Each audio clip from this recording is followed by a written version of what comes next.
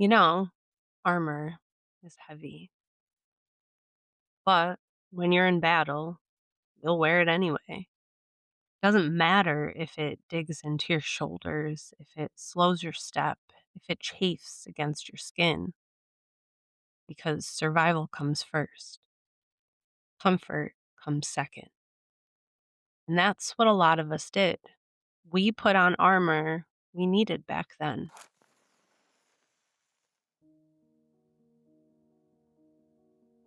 Welcome back to The Void and the Flame. I'm Rachel, or Ray. Nobody special, just someone who's been through some shit, like most of you. This is the space where we step into the shadows together, the grief, the trauma, the coping, the survival. And we learn to carry the flame forward anyway. Now, before we go deeper, if at any point you feel triggered or overwhelmed by this episode, it is okay to pause, take a few breaths, or step away entirely.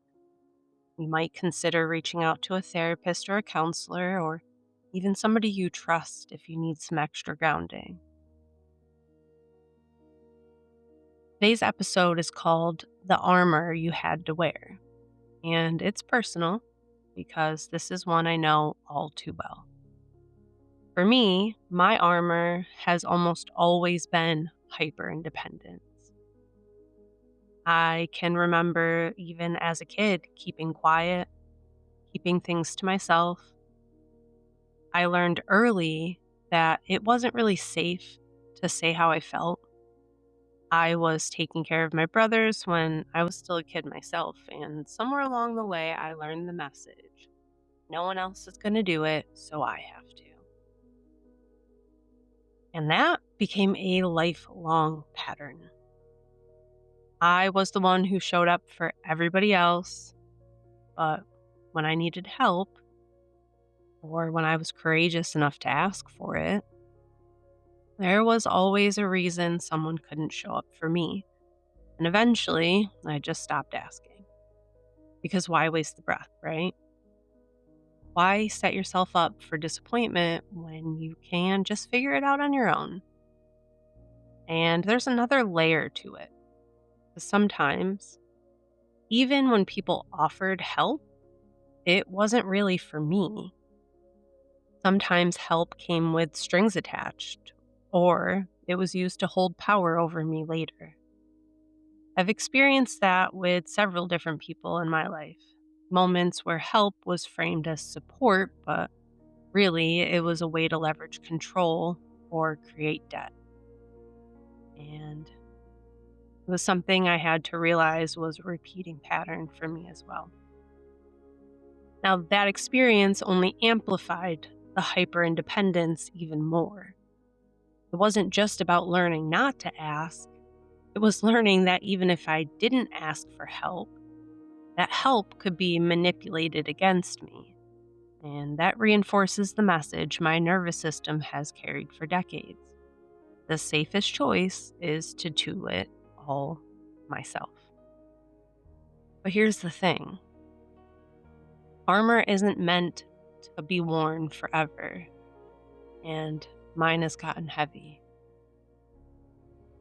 Hyperindependence sounds strong, but living inside it is lonely. And you know what makes it even heavier and lonelier sometimes? When people tell you, wow, you're so strong. I can't believe all that you've been able to overcome. And all I can really say to myself in those moments is, I wasn't given a choice. There was no other options, and I had to become this. And sometimes it almost feels insulting in a way, because being called strong is a reminder that you had to acquire all of that strength, not because it was a choice, but because no one was there to help you. And here's the kicker: when people see you as strong, they start assuming you can get through everything on your own. And that's when hyperindependence tightens its grip even more. And sometimes, even when help is offered, it isn't purely for your sake. It can be weaponized, used to hold power over you, or to create debt instead of genuine support. Every time you reach for help and it isn't there, or when it's used against you, your system says, see, you really do have to do it yourself. And so the armor stays, the walls stay, the house gets heavier, the rooms get smaller, and the doors locked stronger. I know it may be hard to believe or allow yourself to see, because it is for me, but there is genuine care and support out there. Even if it takes a little longer for someone who's lived through trauma to recognize it, because trauma can heighten your discernment and it really allows you to read patterns. So sometimes when you come across things that feel different, it might feel foreign at first to trust help. That's okay. It's about noticing who is offering support that truly has your best interest at heart. And this might feel like it's testing your boundaries, but sometimes if you give those opportunities a chance, you may be surprised at what's really surrounding you. Now, I'll be real, sometimes it won't work out because that's inevitable. Not everything works out 100% of the time. But other times, you might actually be able to see the kind of support that is really right in front of you. And sometimes when our walls are too high, we can't really see what might be on the other side for us. And carrying all this weight is exhausting. And honestly, I know for me, it's wrecked my body. Years of pushing through, never resting, carrying everything alone, literally. Now I deal with arthritis, weak joints, and muscles that don't really have much left to give. My nervous system has been living in fight or flight for decades, and my body has paid the price. I'll give you an example. There was this one time several years ago, I had to move out of a house, and I was moving into something that was going to put me directly face to face with a lot of my trauma in life, and I knew that, so I had to brace myself for that. But on top of that, I refused to ask for help. I'd moved so many times already, I didn't want to continue to be a burden on anybody. So I moved everything by myself. Every box, every piece of furniture. I bet you whoever walked by my house that got to watch me try to wrestle my couch out of my front porch got quite a show. But by the end of it, I was so bruised, sore, and completely drained. But in my mind, that pain was still cheaper than the cost of asking for help. That's what hyperindependence looks like. Choosing suffering because it feels safer than reaching out. Now, I want you to imagine your life as a house.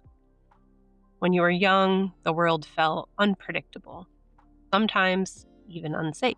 So you built walls, strong, thick walls, around the rooms that mattered most.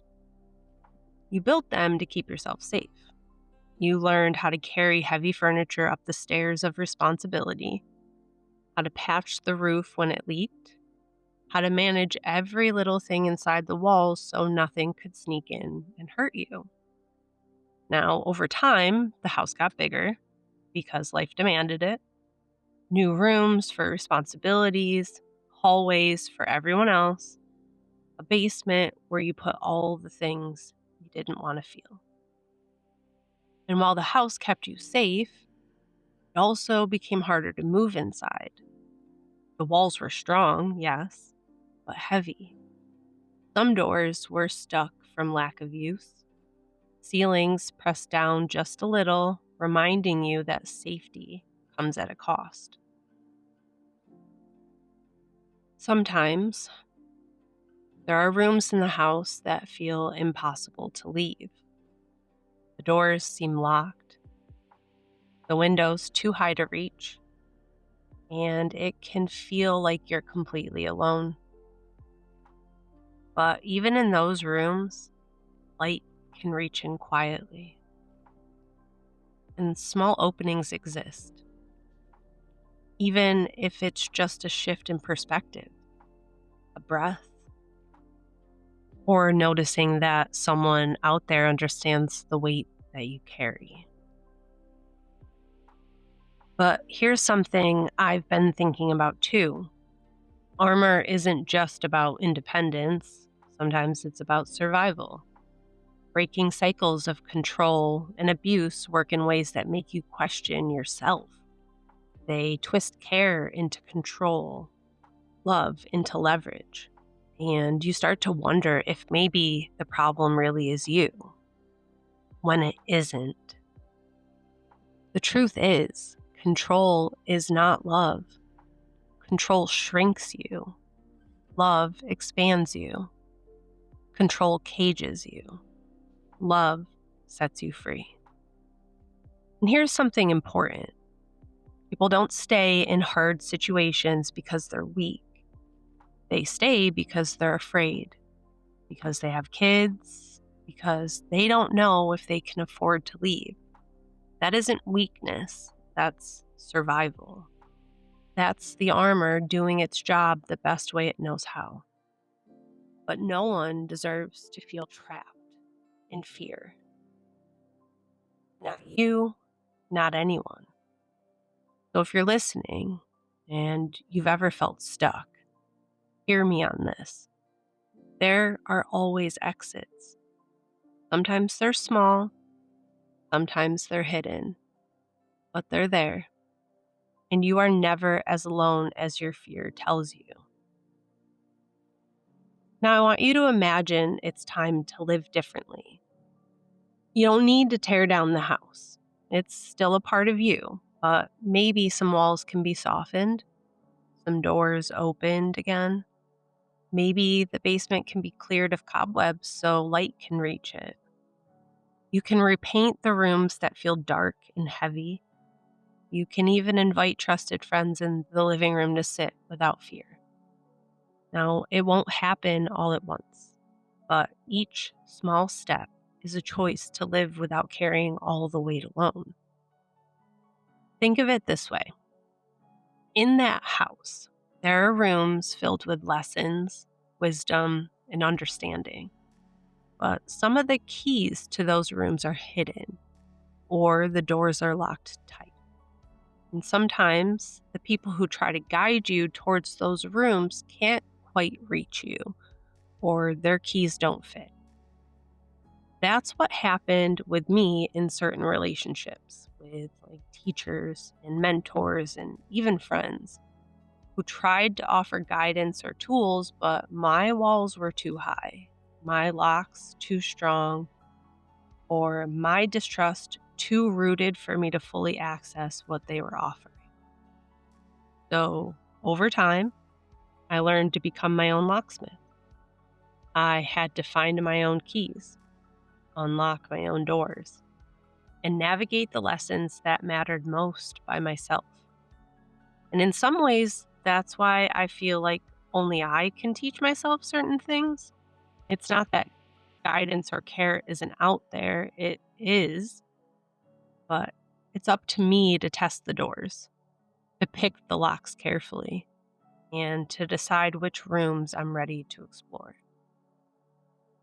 That's both the weight and the power of hyper-independence.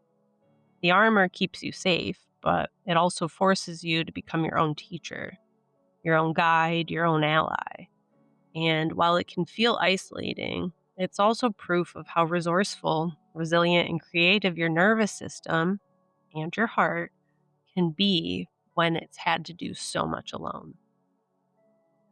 Even in spaces where help feels distant or unseen, your insight matters. You already recognize patterns, you're surviving the walls.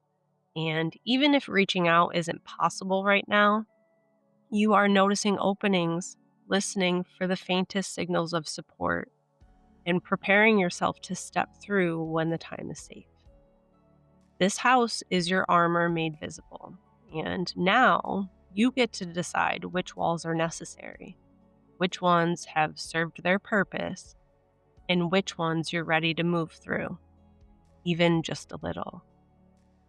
And I'll be honest with you, I'm still here. I'm 41 years old, and this is still my armor. This is still the house I live in, surrounded by a large moat with aggressive crocodiles. And the walls, the defenses, the armor, it's all still here.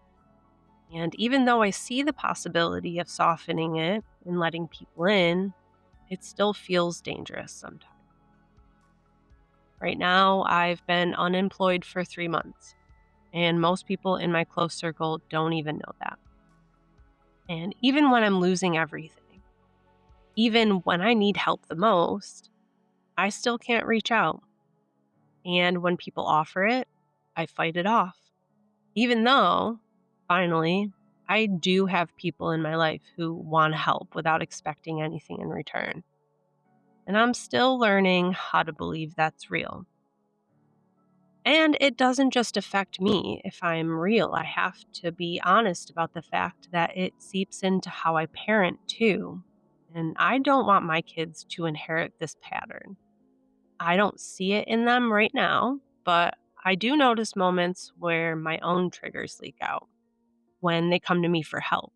There's this voice in my head that says, I had to figure it out by myself. Why can't you? It shows up in silly situations like someone asking me how to do something on the computer that they could have probably Googled. And my first thought is, why are you asking me? Figure it out like I did. But really, that's not strength talking. That's trauma talking. And I'll never forget what my therapist told me once. She'd said, you always show up for everybody else, but you're the first to fail yourself. And she was right. I've spent so much of my life not asking for what I need because I didn't believe it was safe to. And this makes me think of something someone said to me that I feel like the only person who could really teach me anything is myself. I feel like these things all come full circle when you start to really notice your patterns. And that person who said that was actually a teacher of mine at one point, but I didn't trust them enough to open up in the ways that I would have needed to really take in what they were trying to teach me. Their style just didn't resonate with me, and there were personal dynamics in that relationship that only strengthened my distrust. So my walls went up, and my hyper independence kicked in even harder. And you know what? Over time, I've seen that there's truth in that observation. Sometimes I do feel like only I can teach myself what I need to know. And I mean, even in therapy, it shows up. My therapist can cheer me on, guide me, suggest tools, but many of the things that she introduces are things that I'm already doing or have done. I've had to teach myself so much of what I know, and I've had teachers along the way. I've learned a lot from others, but for the hard lessons, the ways to actually navigate life's challenges, I've been mostly solo. And I think that's part of what makes hyper independence so deeply ingrained in me. It's not just a habit, it's a survival strategy that has worked, even when it's come at a cost. I just want to take a moment and just say that if listening to this is bringing up any difficult memories, it's okay to pause, take a breath, reach out for support. You are never alone. Now, I want to introduce where the science comes in because it's not just willpower or personality. Hyperindependence is your nervous system doing its job. And when you were let down enough times, your brain wired itself to believe that safety equated to doing it alone. Your amygdala and related threat detection circuits often react to perceived danger similarly to real past threats. So, When you think about asking for help, your body can react as if you're walking into danger. But the beautiful part, the brain can rewire over time. Neuroplasticity means we can teach our nervous system a new story about safety. Progress is gradual, cumulative, and unique for each person. Genetics, trauma history, and environment all shape the journey. So, here are a few tools that I'm going to try, and you can try them right alongside me. Now, the first one's called Name It to Tame It. So, for example, when I feel myself armoring up or saying things like, I'm going to just do it myself, I'm going to say this out loud. This is my armor. Naming it takes it out of the survival brain and into the thinking brain. So, this helps your brain recognize the armor for what it is instead of just reacting. It's also a reminder. Part of learning to teach yourself is noticing the patterns your nervous system has carried for years. So, name it to tame it. The next one is micro trusts. So, instead of ripping off the armor, I'm going to try asking for something tiny, like a small favor, a check in, something low risk. And that will let my nervous system feel what it's like to receive without catastrophe, right? So, this rewires your nervous system to remember that asking for help doesn't equal danger, but also reinforces a key lesson that I've learned. Even when guidance is offered, sometimes the most important teacher is yourself. So, micro trusts, one tiny little step. Next, grounding the body. So, when that panic hits, what I'm going to do is I'm going to plant my feet.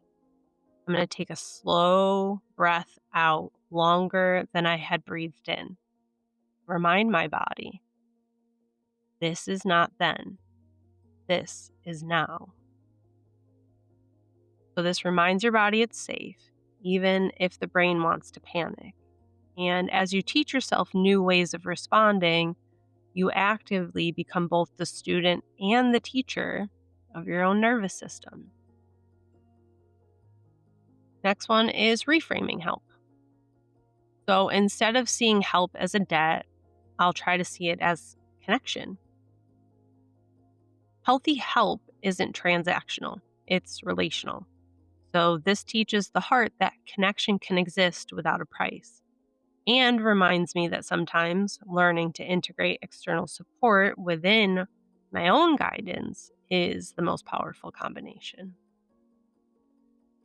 And last but not least, self compassion. So when I feel shame about struggling, I'm going to remind myself this armor saved me. It's okay that I needed it. And now it's okay to start loosening it. This honors the fact that your armor saved you when you needed it most. And that part of healing is becoming your own teacher, cheering yourself on, and recognizing that you've already learned so much just by surviving. So take a moment right now and picture with me laying down one piece of armor. Just one. Maybe it's the part of you that never asks for help. Maybe it's the part of you that numbs out. Maybe it's the perfectionism. Maybe it's the part of you that stays. What would it feel like to just take one step without it? I'll be honest, this isn't one of those episodes where I get to tell you how I beat it already. This is one that I'm still deep inside of. So I'm going to come back in about a month and tell you what happened when I practiced these tools, and we're doing this one together in real time. Because the truth is, you did what you had to do to survive, and that armor kept you alive. But now you get to choose differently.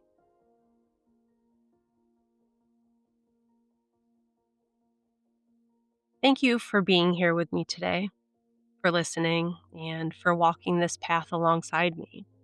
If this episode spoke to you, share it with someone who might be carrying heavy armor of their own. And if you want to keep traveling through the void and the flame with me, make sure you're subscribed so you don't miss the next step of this journey. And if you want to connect or share your story, my DMs are open on Instagram, Facebook, and TikTok. All the details will be in the show notes below. Until next time, take one piece of armor off, even if it's small. You deserve to feel how light you can be. And remember, even while you're learning to let people in, don't forget that you are also your own best teacher. You've already navigated so much on your own. Now, you get to guide yourself through the next steps with curiosity, courage, and care. And if any part of you feels unseen or trapped in a room that seems impossible to leave, know this: you are not alone. Sometimes, reaching out is as simple as noticing that someone somewhere understands. The possibility of connection exists quietly, safely, even when the doors feel stuck.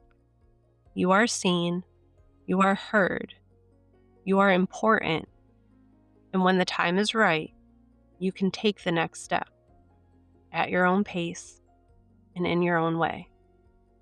You don't have to keep the fire lit alone.